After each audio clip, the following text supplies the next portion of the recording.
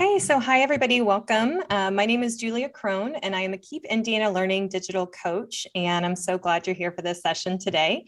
As a reminder, we do have closed captioning available through Zoom if you turn on the transcript feature on your device. I have the very distinct pleasure of introducing you to Nadine Gilkison, who will be presenting today's session on digital quality is greater than quantity. Nadine has been a district technology integration specialist for 8 years in Franklin Township schools, and she's also served as an innovation specialist for the Office of Virtual Learning through the IDOE. She's Google Certified Innovator with a project focus on dyslexic mindset. Nadine loves helping all teachers and all students excel at technology and integration. Some of her specialties include HyperDocs, accessibility, e-learning, blended learning, Chromebooks, district level coaching, and really anything Google. I can definitely speak truth into Nadine's willingness to help others. When I first went home for the pandemic in March, I stumbled upon her free resources, and I was absolutely blown away by the things that she was sharing that were not only for teachers in her own district, but I was also able to find access from them not being in her district. So all over the state of Indiana I feel like have been affected by Nadine. So Nadine, go ahead and take it away for us. All right, thanks so much. I'll go ahead and get my screen set up here. Thanks so much for joining us for this session, either if you're with us live while I'm doing the session right now, or if you're coming back to watch the recording. As she stated, I work in Franklin Township on the southeast side of Indianapolis. And I do freely share all of my work. If you follow me on Twitter, it's just at Nadine Gilkison. If you follow me, I am constantly sharing out what I create. The way I feel about that is that there's several school districts that don't have a position like mine, and I really feel that the position is desperately needed in all districts. But any way that I can help out teachers as much as what I can, I try to do that as much as possible. So our topic today is going to be digital quality is greater than quantity. So I'm going to jump right in and get going with it. And as I get going, I wanted you to know that I know you're going to have this recording, but there's also a video recording of the PD that I have as well on my YouTube channel if you want to go back and watch that later. So let's think of this scenario. So imagine that student A and student B will say that they are in a math class. And I want to give you an example of what this was like, and not only just during the pandemic. I just want you to think at any time of the school year. So student A, and they have their daily work for one subject area. And as I said, I'm calling it math. So they get a core lesson in Google Slides that has practice. So student A, the slide count is about 5 or 6 slides. It has the core instruction and it also has some practice in there. The student completes that work in the allotted time frame. And how do the parents feel about it? I mean, they're overall happy because the student work is at a reasonable level, but they're hearing other people talk about how their kid has so much homework, but they don't really understand why people are upset. So student B is in the same grade, but has a different math teacher.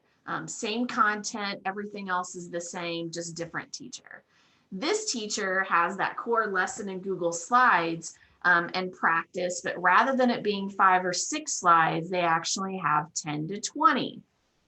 What happens when the student immediately opens the slide deck? They're going to look, see what they have to do, and get immediately frustrated, does some of the work, if any.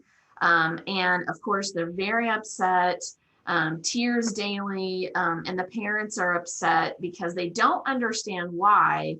They're hearing from other parents, well, my teacher is only giving 5 or 6. Why does my kid have 10 to 20 slides?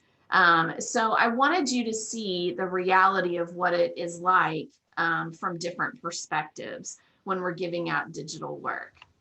And I don't want anybody to think, great, so she's talking about me. I'm not talking about anyone specifically. I want everyone to know that we've all done it as teachers. I may be in my job and I've been in this job for 8 years, but prior to that, I was a fourth grade teacher for 20, almost 20 years. And there has been a time that I've done a lesson. And when I've done it, it's actually been that I've got I've given the lesson, the kids leave, they go home, and then I'm like, I think I gave too much. And when we do that, I want people to know, I get it. People might be thinking in their head, well, my class is 90 minutes. So if my class is 90 minutes, then gosh darn it, my kids need to be doing 90 minutes worth of work. I've got to make sure that I have enough work.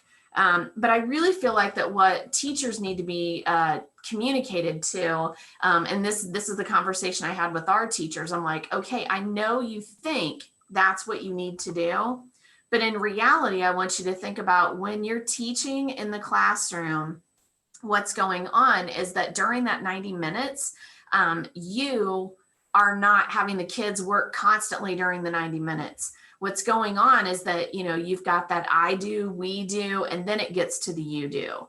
The you do is not 90 minutes, but a lot of teachers are like, well, if I'm reading this literally, then that's what makes me think that. So that's why you need to have a conversation with staff, or that teachers need to know it is okay for them to not have 90 minutes worth of work, because you're going to have instruction built into that.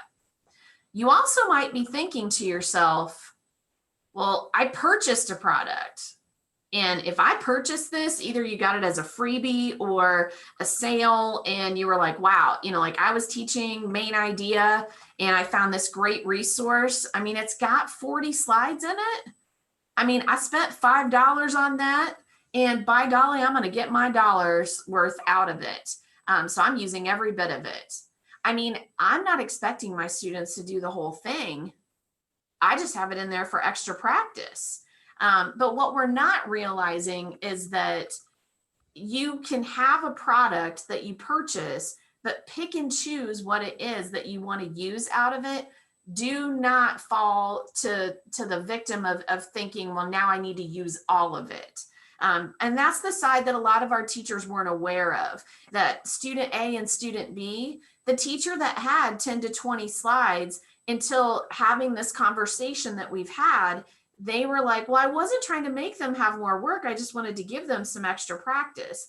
I'm like, yes, but the student is already shut down from the moment that they open the slide deck. So having this conversation and making them aware really made teachers feel better about it. But hey, I get it. Planning, any type of planning is going to take time. And especially digital planning. I know that during the pandemic, everyone really struggled with that.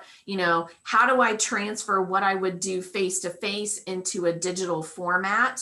And of course that, that's going to take even longer time. I know my craft as a teacher, I'm a good teacher, but when you ask me to transfer that into a digital format, that's going to take me even longer, and I get really frustrated. It's constantly frustrating. So it's just easier if I get out my wallet, get out that credit card, and I'm just going to pay for it because somebody else can make it. They can go ahead and do that work because I'm just not good at it. But what I want you guys to think of, and by no means, I do not want people to think that during this presentation that what I'm saying is never ever buy anything. I'm not saying that, but what I'm trying to get people to realize is if you're going to download a freebie, if you're going to purchase something, I want you to realize that over 90% of the time, what you're purchasing is really a digital worksheet. And if you're going to decide to purchase something, this is the criteria I want you to take a look at. So look for rigor over cute. And I know that's hard because we tend to be drawn to the visual cues.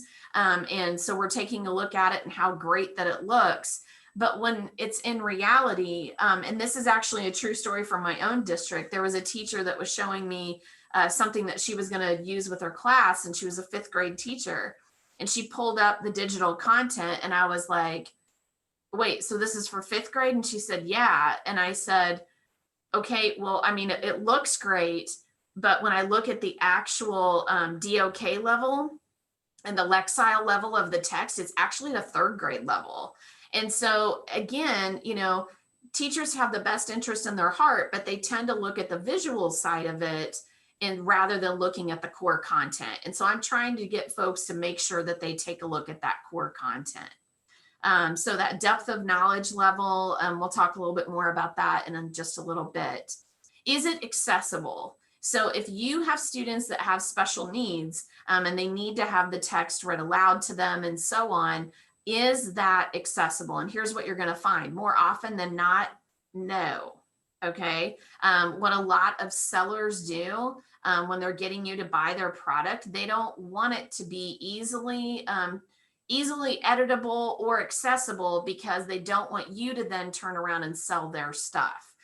So a lot of times they'll save their text as an image rather than having it as that true type text. And it's that true type text that a screen reader can actually read. Is it editable? Like I said, they're not going to make it editable because then they know that then you can just replicate their product. And the last thing I want you to look for is, what is the purpose? Is it actually something that's going to go with your standard, with what you're doing, or is it just simply busy work? If it is simply busy work or extra practice, have that in your mindset and know to only pick a couple of items that are from that. But it's all about balance, okay?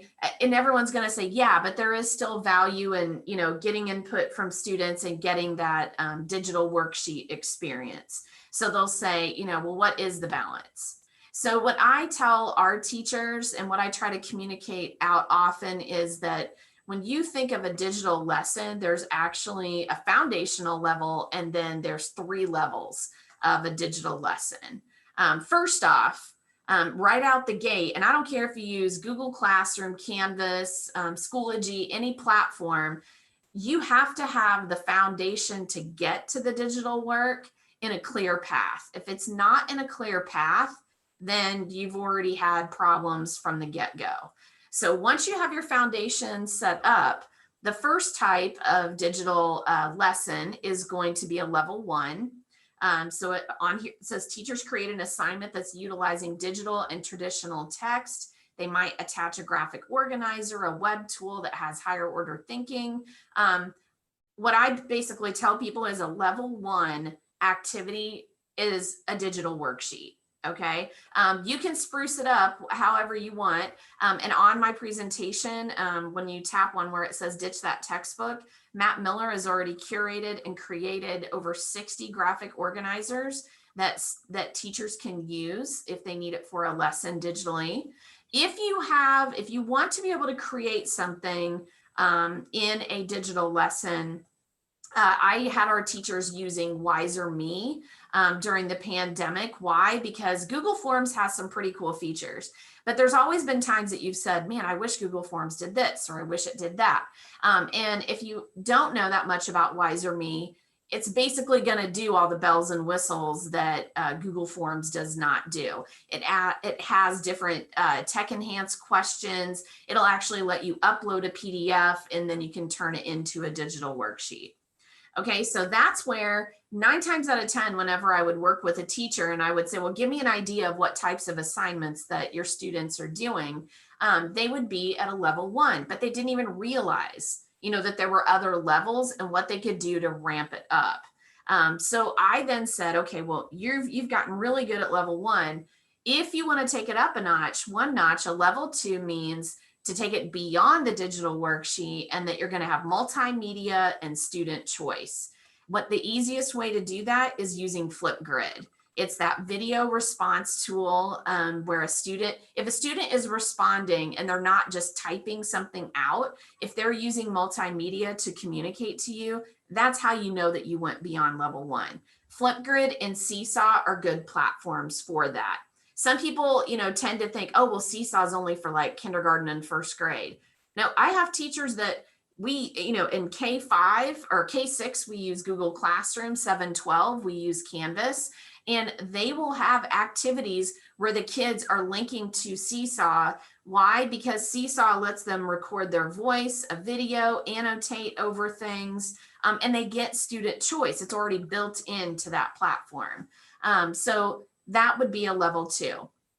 A level 3 means that now the teacher designs a lesson that's going to have both level 1 and level 2 integrated and woven in. So they've got multimedia, student choice, and digital worksheet components all within that package. Usually I tell people that when you're looking for a level 3, Hyperdocs and EDU protocols are great books to take a look at if you want to ramp up your digital lesson design. Now, one of the things that I've stressed very much to teachers is, you know, we talked about balance. By no means am I saying that every single lesson is going to be a level 3. It shouldn't be. Okay, that's overkill. But likely what's happening in classrooms is everyone's staying in level 1 and the kids are just pinged over and over again. You know, I've got a daughter that's in high school, and I remember her being like, you know, the kids know when it's just straight up busy work. And it's just, it would be just tons of level 1, but that's coming from 7 different classes. And that's why kids are getting frustrated. So I try to show teachers, let's make sure that we're getting a balance and we're kind of weaving in and out of those. So I referenced Webb's depth of knowledge, and how I said that when you purchase an item, a lot of times the DOK level is at a level 1. Okay, if it's strictly at, you know, like recall, if it's not very difficult to find the answer, then we know that it's staying at that DOK level 1. If you are leveling up your lesson design, like that level 1 and level 2, then you know that you're getting into the higher levels of DOK as well. So use this as a reference guide if you need that assistance. So a video clip that I'm going to show you is that, you know, a lot of times teachers just need to have this moment of getting re-energized and thinking about, you know, when I'm designing a lesson, who is it that I'm designing it for?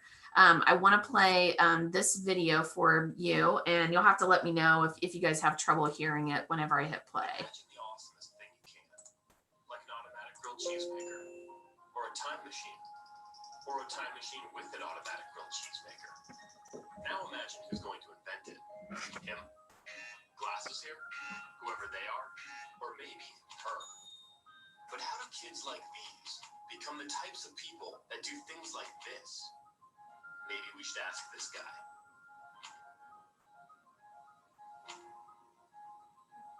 Knowledge is heavy. Sometimes it's a limit to have new ideas. That's the problem with the old schooling, because they were teaching answers. I believe questions are probably more important today than the answers. Erno's cube is a question waiting to be answered. And when the right person finds the right question, something amazing happens. They start seeing the world as it truly is.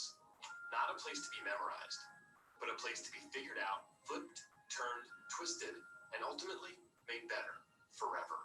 Today, she may be an octopus, but help kids like her fall in love with problem solving, and they will embark on journeys to become scientists, artists, engineers, designers, inventors, or something no one's ever been before, but you can bet we're gonna need.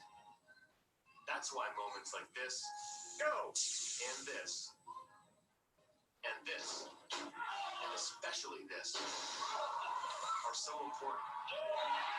Because there are companies to found, planets to walk on, time machines to invent, a future to be made amazing. We may not know what it's going to look like, but we know who's going to do it.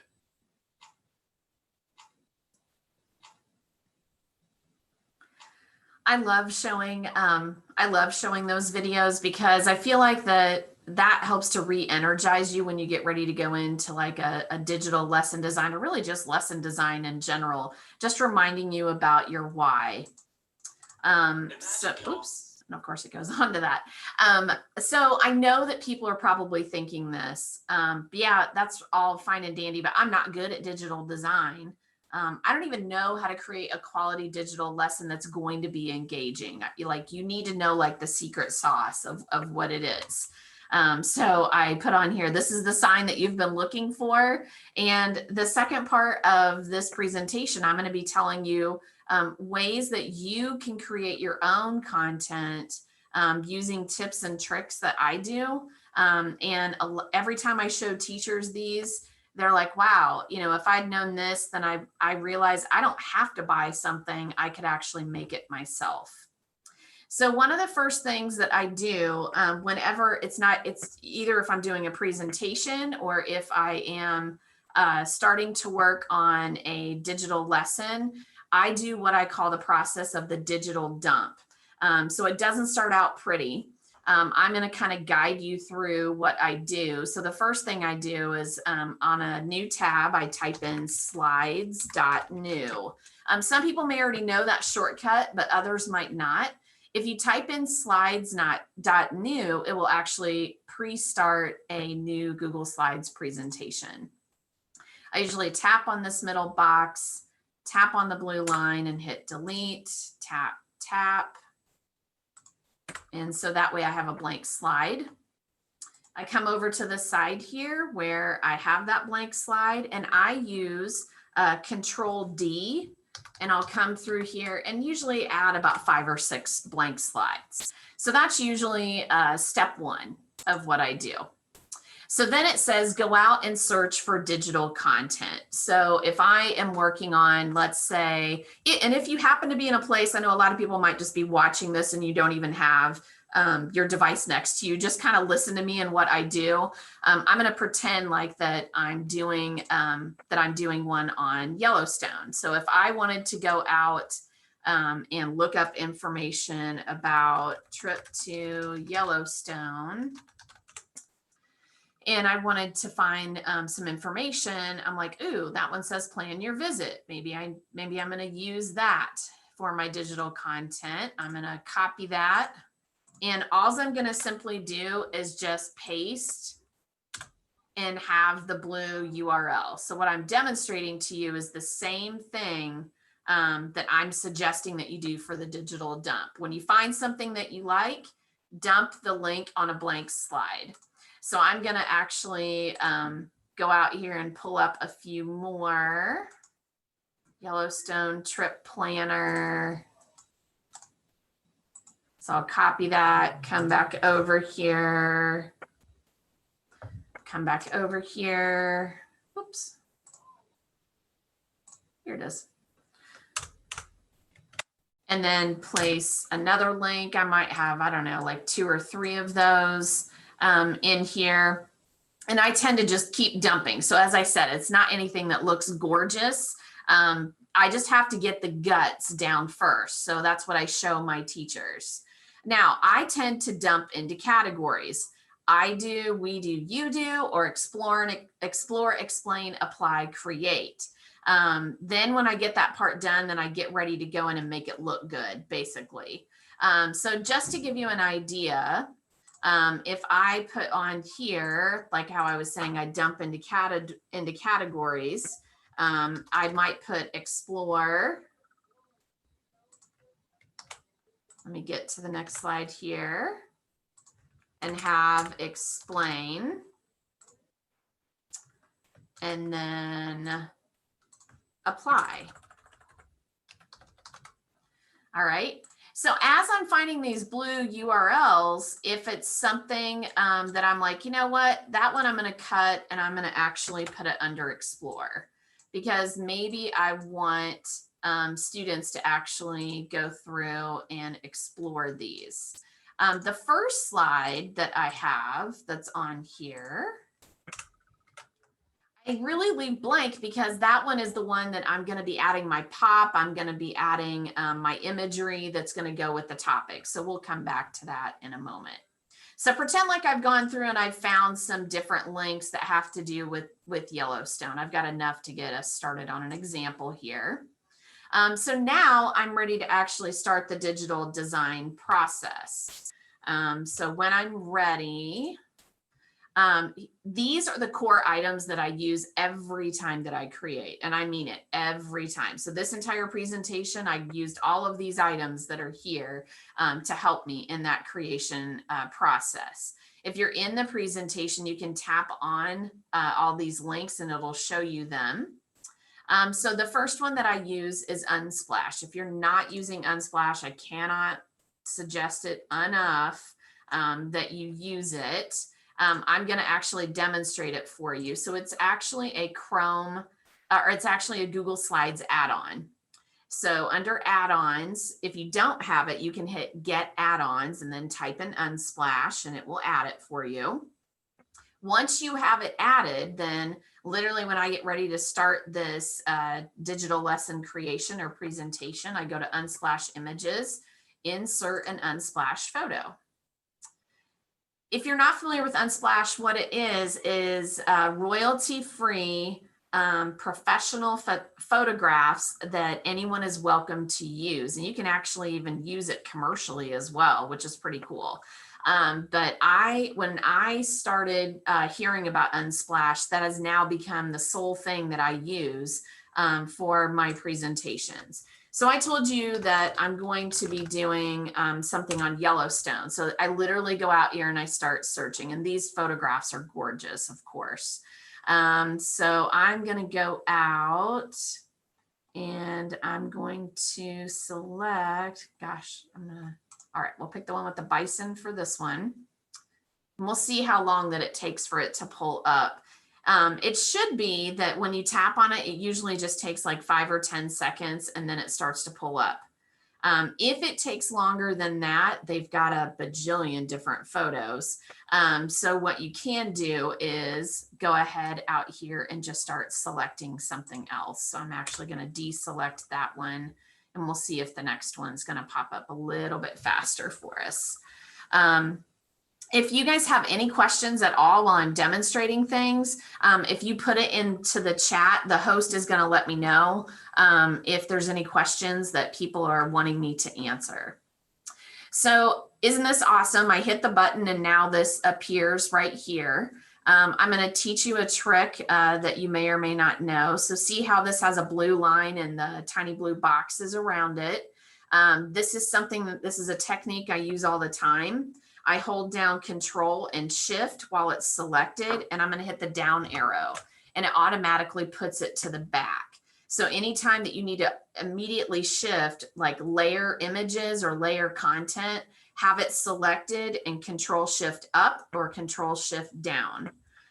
So I've got one picture there. I'm going to go over here, and I'm going to get another picture so that I've got, one for my title slide.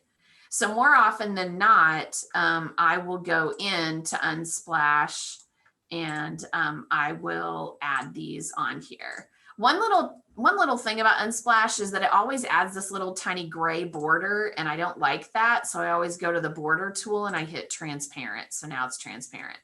If I don't want to have the entire photo fill up the background, I can double tap, and these are like your little cropping lines, and I can easily crop it over if I want to have that white space as needed. So I'll go ahead and leave that slide like that, but I want this for the dramatic effect for the full slide. All right, icons for docs and slides. That's the next one that I use very often. So inside of here, I'll close out that add-on. But the second one is also an add-on, and this one is icons for docs and slides. Again, if you don't have these, go down to get add-ons, and then after you go to get add-ons, then look for that title, icons for slides and docs. So when I'm ready to use it, I'm going to hit start, and it pops up in a window off to the side here. If you're familiar with the website Flat Icon, this add-on is generated through that company, Flat Icon. Oh, and I think I already said it with Unsplash. It's totally free to use. In Flat Icon, which I'm going to go to the second slide here, they have free and they have premium. Icons are great for visual appeal if you're wanting to show students These are icons that represent different things to lead you into different parts of the lesson. What I wanted you to notice though, is that anything that has like the little crown, those are paid. So there is a ton of free icons on this add-on. So I just stay away from the ones that have that on there. So everything that I'm showing you today is free. So if I am going on a trip, it looks like I've searched suitcase recently, so I'll leave that up there. Actually, I'll put it in there. Actually, I'm going to put it in travel. So if I'm going to travel, now that I've typed that in there, all of these are icons that I can use. So I am going, actually, I'm going to go with, I'll go with this one. When you select a icon that you want, notice it says select a size. You do not want to go with the smallest amount of pixels. You want to go with the highest amount. Have you ever inserted a picture or a piece of clip art and then you're like, oh, I want that bigger. And when you stretch it out, it looks super grainy. Okay, the reason why that it looks super grainy is because it has a low amount of pixels and you're like pushing the limits of what it can do. So I always use 512 and then I'm going to hit insert. And yeah, it's going to come out way big and I don't need it this big on the slide, but I would rather know that I can shrink it down, but I know that it's going to be crisp and clear. So another tip that I'm going to show you, it's a shortcut that I use all the time. I'm going to hold down Control. Notice I have the image selected. I'm going to hold down Control and Alt, and I'm going to tap the letter J and watch what happens. So Control Alt J, and as I'm tapping J, it brings it down. If it's too small and I want to make it bigger, Control Alt K will make it bigger. Now, I tell people, I actually teach in model lessons, I'll teach our kindergarten students these tips and tricks all the way through the grades so that way they understand how it's easier to do these types of tasks on a Chromebook, since that's what we use in our district. Typically when I'm doing that, I'm showing them, hey, you know how you typically make it bigger? You pull from the side. And I'm like, ooh, that doesn't look normal. And then they're like, oh, well, I'll just make it bigger. Ew, that makes it even worse. And I'm like, hey, if you mess up and you want to correct that mistake, then let's hit Control Z and Control Z again, and it's going to take you back to the normal image. Okay. Now, if I was asking students to explore some different items about Yellowstone, you do not want to have these long blue URLs. I'm going to actually go ahead and cut that, and I'm going to tap on the image and I'm going to do a link. And now I'm going to paste that same link that I wanted the students to explore. And now when they tap on the image, then it's going to show that, or when they hover over it, if it happens to be in present mode. Students prefer things to be visually appealing, and a long blue URL isn't going to help them. So that was icons for docs and slides. Color Pick Eyedropper is the next one I'm going to show you. And Color Pick Eyedropper is a Chrome extension. So I've had people ask me before, they're like, what is the difference between an add-on and an extension?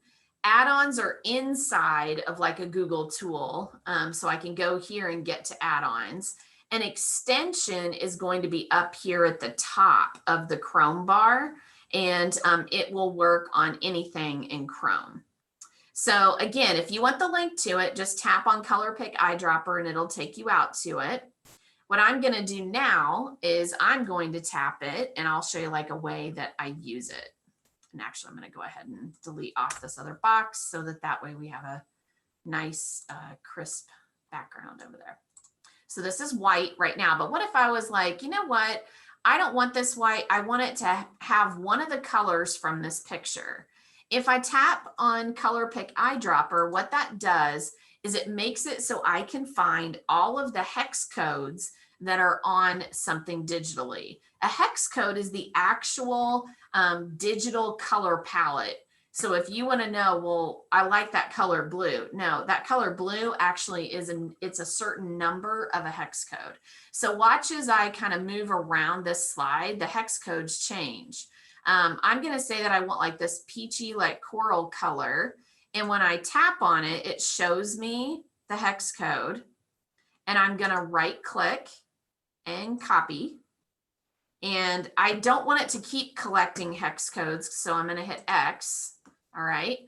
Now over here, I'm going to come to the shapes and I'm going to go ahead and do a rectangle over here. And some of you might be like, why are you doing that when you could just hit background? Well, maybe I don't want every slide in the background to have that color. Maybe it's just this one. When I make that square or the rectangle, it's gray, and I'm going to take the border off. Now, when I go to the paint can, to the fill color, I know I've got all these color choices, but if I tap on custom, it shows me the hex code. And I'm like, oh, well, this is where I can put my hex code. So I'm going to hit delete. And now I'm going to do Control V, and that's going to paste that hex code that we just captured. And now it's here. Okay. So I use that all the time if I'm like, ooh, I really love this picture, but I don't know what color would go with it. That's how I use Color Pick Eyedropper. I just wanted you to see that example there. If you want to add audio to your slides, we used to use online voice recorder, but now a lot of people use Moat. Since I'm in the middle of a presentation, it gets kind of wonky to try to use Moat in the middle of it. If you add Moat, it's this little purple square here. I can actually tap it and I can record 30 seconds of audio that will go on the slide. And it'll like let me preview it, and then it will add it directly to the Google slide. Before Moat, it was like 10 steps to add audio to Google Slides. So that was a giant game changer. So if you do not use Moat, it's definitely one to check out. Another guide that I'm going to give you that designers suggest is to use no more than 2 fonts. So in a presentation like the one that you see right here, I try to stay, I'm going to go ahead and I'm going to put a text box in here, and I'll put the word explore again. Let me give you this little tip if you didn't know it. If I double tap, hold on, explore this slide. All right, I'm going to type a little bit more. If I have the cursor over here on the word explore, if I tap it 2 times, it will highlight one word. Watch what happens if I triple tap. 1, 2, 3. It will highlight the whole thing. If you haven't thought about using that tip with students, it is like a game changer, because teaching a kid how to highlight without having a mouse is really difficult. So I use this technique with students all the time. I'm like, do a triple tap, like a quick triple tap. And now we've highlighted the whole thing. So on fonts, I tend to keep it something that's very clean and easy to read. My new favorite right now is Spartan. There's all kinds of fonts that you could choose, but if you pick something that's scripty, a lot of kids can't read it. So I tell everyone to stick with the font that you know that's very easy to read. I'm not a huge fan of Arial, so there's plenty of other fonts that are out there that you can choose that are easy for kids to read without it being an Arial font. I have 2 children that are dyslexic. I know you're going to hear people say, oh, well, if that's the case, everybody should use this certain font because that's what those kids prefer. That's not really true. It really depends upon the kid. As long as you're choosing a font that is easy to read, then you know that you're doing okay.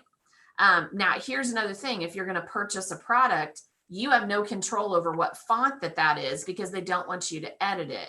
And 9 times out of 10, the font that they use is not a good one. It's not a good choice. They pick something that's frilly or is difficult for kids to read. So you know when I said to use 2 fonts, so on here, let's say that I want to have this pretty big, and then underneath I want to have some other text. All right. Right now, I'm still in the Spartan font or in that family, but notice how it has all of these different options. So I've done a lot of research on graphic design. I always tell people if I wasn't doing the job I'm doing now, I'd be something in graphic design. I'm always reading all kinds of books on it. When they're saying 2 different fonts, what they actually mean is like pick your main core font and then use one of these to be your supplemental. So in other words, it's in the same family, it just may have a slightly different look. So notice how these are similar because they are in the same family. Another thing that I try to tell teachers is avoid using red. A lot of times teachers think, well, I want to draw attention to this and make sure that the students do it. So they highlight it in red or they have the font color in red. I would avoid that at all costs. You're not sure accessibility wise if students can actually read that. It's very harsh on the eyes.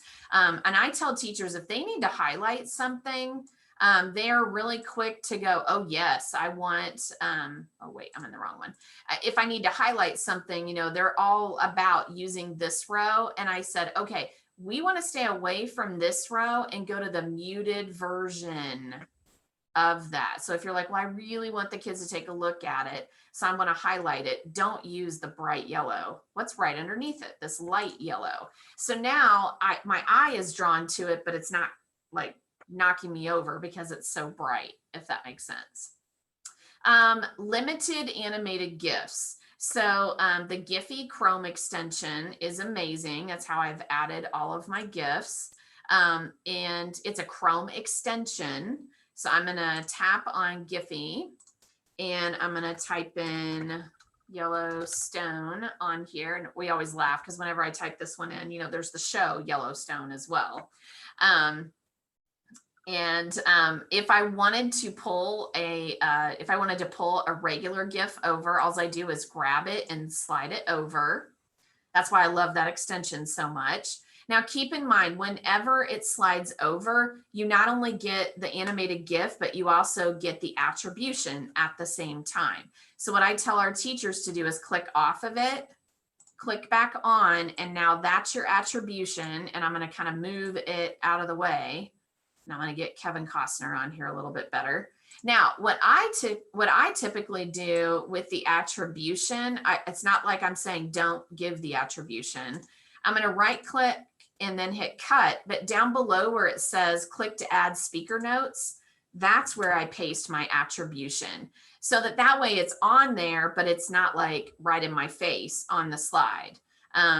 Also, with an animated GIF or any image, if I want to say, okay, I don't want the box, I want a different shape for it, I can double tap on it and it gives me that, you know, the little cropping tool, which is up here on slides. The down arrow next to it lets me change it to a different shape. So I could actually change it to a circle. So I could make Kevin Costner kind of be over here off to the side. Okay. At the same time, I also try to be kind of playful with how I'm using GIFs. And notice I said limited. I tell our teachers use 1 on a slide, no more than 3. So 1, 3, or none on that slide. We don't need to go GIF crazy, but I try to find things that might apply to it. So you know how we see the steam coming off of the Grand Prismatic. So what I like to do is find GIFs that would go with it. So these are the full GIFs. If I go to the one next to it, those are stickers. So I'm going to tap there and see now how I see steam that's rising. So I'm going to actually pull this one over. We'll let it load here for a minute. Okay. Click back on it. I'm going to get that guy out of the way and I'll move his attribution here in a minute. But now I can go through and I'm holding down that image and Control C, V, V. So now I've got, you know, 3 different, I've got 3 different steams there and I selected all 3. I'm a huge fan of the drop shadow. So I go to Format Options and Drop Shadow. And you might not notice a difference if you're just watching this, but it adds just a little bit of a shadow on there so that way I can see a little bit more depth on there. But I think that's cool. When you can find an animated GIF that's actually going to blend in with the presentation, I think that looks neat. So notice I added steam on my coffee here. Less is more on a slide. Now notice I've got a ton on here because I was trying to fit all 10 on there. But I do try to tell people, you know, again, less is more. I don't need a ton. If I've already got this information, get my picture, get a little bit of info. I don't need to type out everything like it's a sub plan, if that makes sense. Don't get extremely wordy. If you're going to get pretty lengthy, then record an audio clip of it, but keep it short and sweet. So that way it's easy for kids to understand. And I always tell people, pack the punch on the title slide. If you look at any of my presentations that I have, notice how I made this image full, and I really go kind of crazy with this one. I want to make sure that I've got, you know, that I am packing my punch on here. I'll go ahead and make this one real quick. So I've got it in Spartan. I'm going to make it in bold, and I want it to stand out easier. So I'm going to put it in white. And kind of think of the same design principles that art teachers use. If I want something to stand out, then I'm going to have it as a focal point. So if I want students to see this easily, first of all, I could highlight it and then add the drop shadow on it. So that way the letters pop out a little bit more. There's some other techniques that I can do too, but this is where I'm trying to demonstrate where you get the pack for your, you know, get more out of that title slide. I've been showing you some of the most popular shortcuts, and I know this says Chromebook shortcuts, but I can tell you right now that that I have people use it on, I'm using them on a desktop right now when I'm doing this presentation. So it doesn't matter. But the most popular ones that I use whenever I'm designing is the Control-Shift up arrow, Control-Shift down arrow, Control-Alt-J, Control-Alt-K.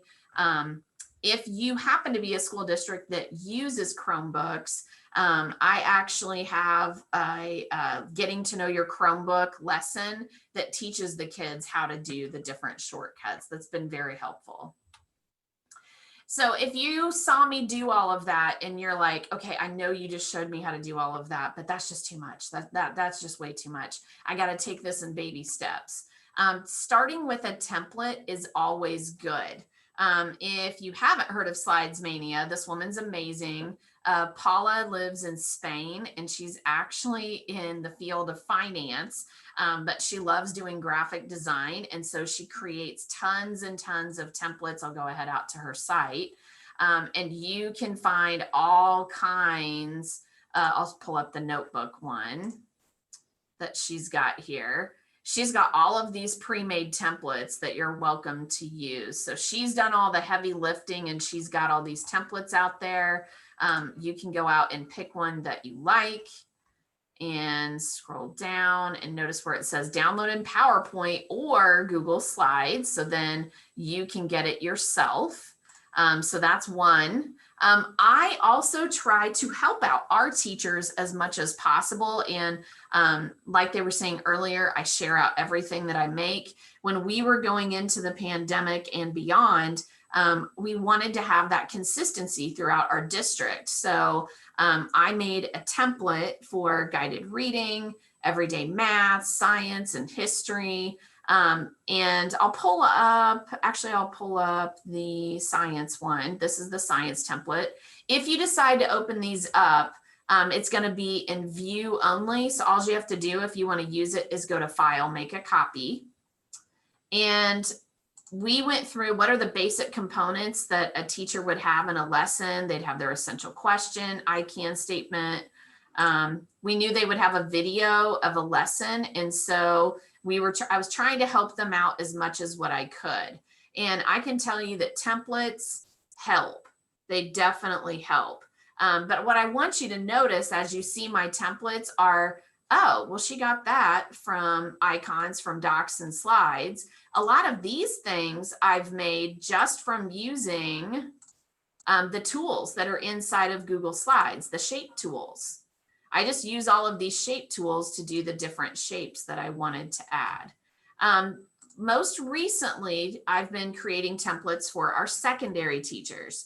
Our 7 through 12 are using Canvas, but they were coming to me saying, I feel like rather than maintaining a lot of pages in Canvas, I would like to house it in Google Slides and just embed it in my Canvas. So they couldn't wrap their head around it because they didn't have a template. So the science teachers at our middle school came to me first, and I sat down and said, give me the names of all the lessons of your first cycle or unit. And from that, first off, I made a video. So if you want to go through and watch that, it'll show you. But I said, tell me all of the things that you might have in a lesson. And we went out to icons for docs and slides, and we found icons to represent each one of the items that they might use. And then I said, okay, I want you to walk me through this unit. Tell me what you do on like day 2 of the unit. Day 1 at the beginning of the year is expectations. So they said, day 2, we're doing Earth spheres. And they said, well, we're going to kick it off with these couple of videos. We're going to have them read an article from CK12. I might have an additional presentation. There's no lab this day, but then they have a Canvas assignment and an exit ticket. And I was like, okay, well, what if we had everything you need for that lesson all on a slide? And then you could add and tweak as you go. So this has been a game changer in our district, and I've been doing open lab times every Wednesday over the summer. And this is the most I've ever gotten teachers to come in over the summer. They're not getting a stipend or anything. They're coming in because they want to learn. And I sit down with them and I show them this template and they're like, ooh, I love that. I love it. But do you have something for ELA? So then what I did was I just copied the science one. And then with the ELA teacher, we left this part blank, which again, you're welcome to use any of this. And then I said, okay, obviously you're not going to need the same icons that the science teacher is going to have because you're not going to be doing a lab. And they said, well, I would have a link to like a digital textbook. I didn't see that they had one for quizzes. I'd probably use that. Well, what if we're doing an interactive practice that day? So we put an icon for that. So then I just made this just a blank template that they could go through and drag and drop what they needed and duplicate slides as they needed. And they told me this is what I needed. Like instead of me having to go out and purchase something, I'm going to do something else in that place. So I just wanted you to know that you're welcome to use any of the templates. I know I'm getting close on time. Some of you may have seen this video during the pandemic. If you haven't, I'll show a short clip of it. The sound is kind of low, but I'll go ahead. The students kind of getting ready for the pandemic and getting ready for their day. I'm trying to fast forward a little bit. So now the students getting ready to do their work. And they're not speaking, it's just watch.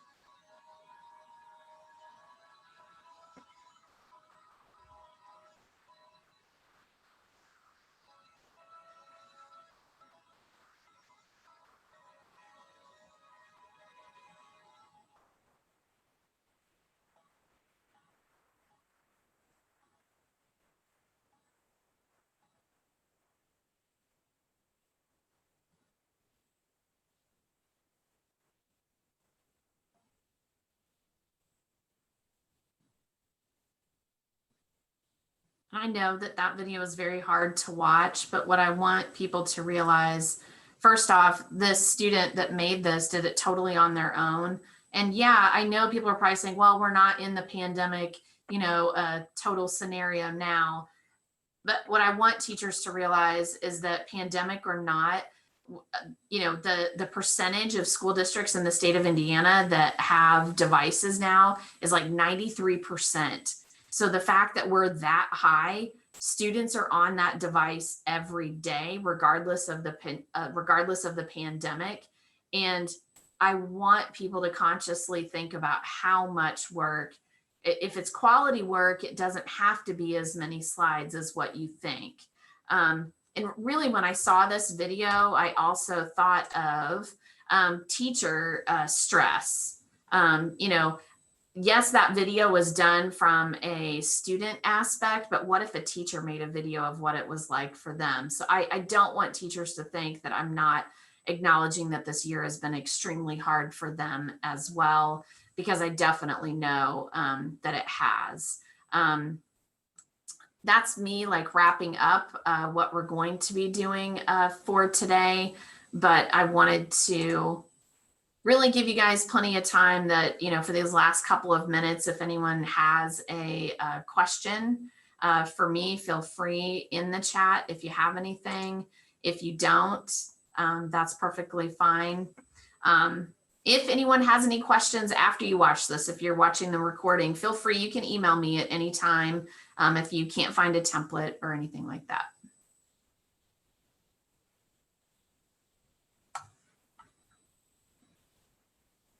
And you'll have to tell me, I don't think I see anything in the chat. Yeah, I don't see anything in there.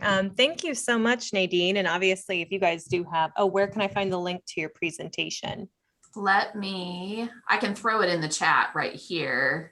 I thought it's also on the platform. It is on the Whova platform, but that'd be fantastic if you put it in the chat as well too. So it's in the Whova platform, and you can find all of the resources that she posted. I'm also going to go ahead and post the survey. This is how you get your PGP points as well. So mine will say the survey come from the summer conference. And basically, once you fill out that survey, then it triggers the PGP points that will automatically be emailed to you. Nadine, that was fantastic. Like I felt like I knew a decent amount about Google, and I was like, oh, these tips and tricks. And even when you said you went into classrooms, I think what a fantastic idea. And, students, we don't know what we don't know. And to just make it, I kind of I work at a middle school setting. So I tell the kids, I'm like, you're going to be amazed when you see the work that you did in 6th grade. And then when you're seniors, you're gonna be like, how did I even, what was that? Like how much you'll grow on your Chromebooks and get better and better. But man, what just a boost up for them to be able to create like quantity or create quality over quantity, right? I think that's fantastic. And then that video, I was tearing up, and I was thinking about the students, but even after you said that too, of like, there's so much overwhelming for teachers, but like, what is authentic and what is quality and what do I want my students to know? And I just think that was really empowering of like, oh, these are some easy steps of, you don't have to go on to websites. You can empower teachers to do it themselves. I think it's fantastic. Can you remind me? So you did say they can email you. Do you just want to go ahead and say your email maybe, and then also where we could follow you? The chat. Okay. It's nadine.gilkison@ftcsc.org. So it stands for Franklin Township Community School Corporation. I also added another link on there. As she said, I do share everything. If you tap on where it says link to additional resources, I created a Google site that has all of the stuff that I've been sharing. Fantastic. Like I said, I was in a wormhole for like ever. And I shared it out with a couple of my teachers too for the middle school whenever I had found your information. And I was like, dang, this is just out here and fantastic and so useful. And like I said, it's simple and easy to use. And I think it's relevant and authentic. So Fantastic. Thank you so much. And we have all those. Was there anybody else? Oh, Lindsay said something to you. Okay, you got that. So, and like she said, you can email her, take that survey for your PGP points. And thank you so much, Nadine. We think you're fantastic. Okay, thanks. Thank you. Bye.